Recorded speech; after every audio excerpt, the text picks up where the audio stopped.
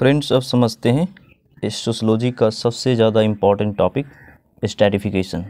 Stratification के बारे में हम काफ़ी डिटेल में स्टडी करेंगे। जब हम सोशलॉजिकल थिंकर्स को डिस्कस करेंगे तो हम ये समझेंगे कि अलग अलग थिंकर्स ने क्या कहा स्ट्रैटिफिकेशन पर। वो हमें पार्टिकुलर सेपरेट वीडियो में सोशलॉजिकल थिंकर्स का स्टडी करेंगे।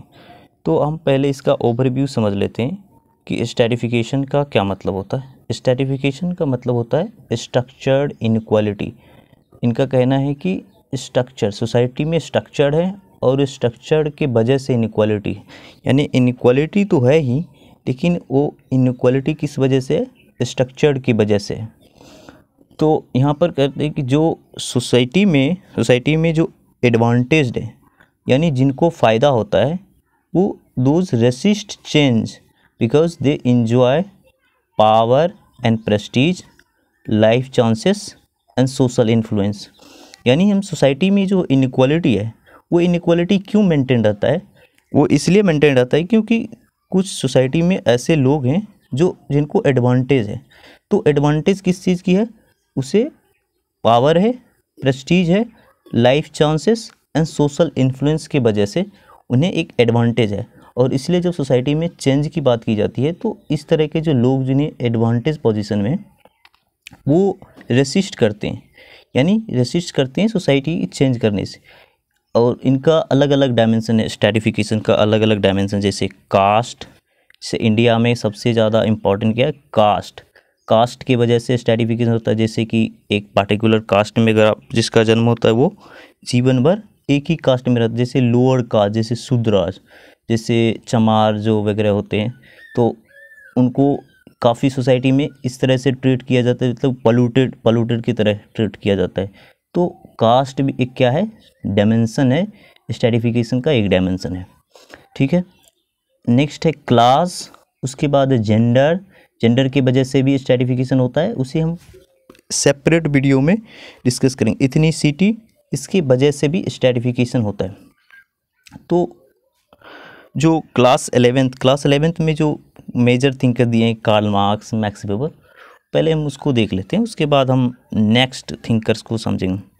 कार्ल मार्क्स का क्या कहना है? कार्ल मार्क्स का कहना है स्ट्रैटिफिकेशन इसलिए है क्योंकि सोसाइटी में क्लास है। इनका कहना है कि क्लास नाम की एक चीज़ होती है सोसाइटी में, और इस वजह से क्या है? स्ट्रैटिफिकेशन है। और इन्होंने क्लास को 2 टाइप्स में इसे क्या किया? कैटेगराइज किया जाए। एक है वर्किंग क्लास, दूसरा है कैपिटलिस्ट क्लास।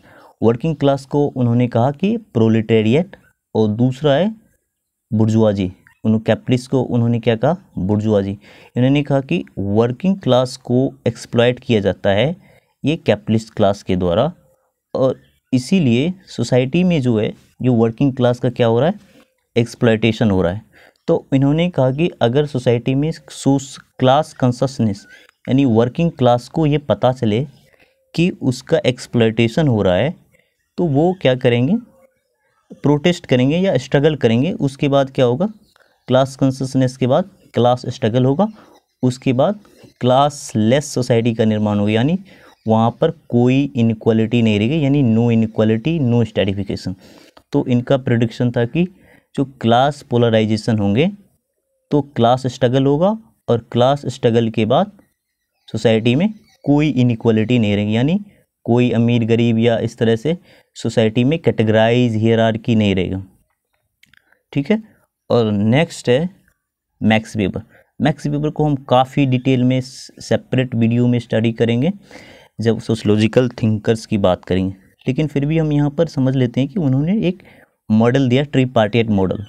तो उन्होंने क्या कहा कि क्लास के वजह से तो है स्ट्रैटिफिकेशन, लेकिन क्लास के अलावा भी कोई चीज़ है, स्टेटस नाम की कोई चीज़ है, पार्टी है, इसके वजह से क्या है? स्ट्रैटिफिकेशन है। स्टेटस इन्होंने कहा कि लाइफ स्टाइल्स, लोगों के लाइफ स्टाइल्स की वजह से भी स्ट्रैटिफिकेशन होते हैं। और पॉलिटिकल पार्टी, हम इन्हें सेपरेट वीडियो में समझेंगे।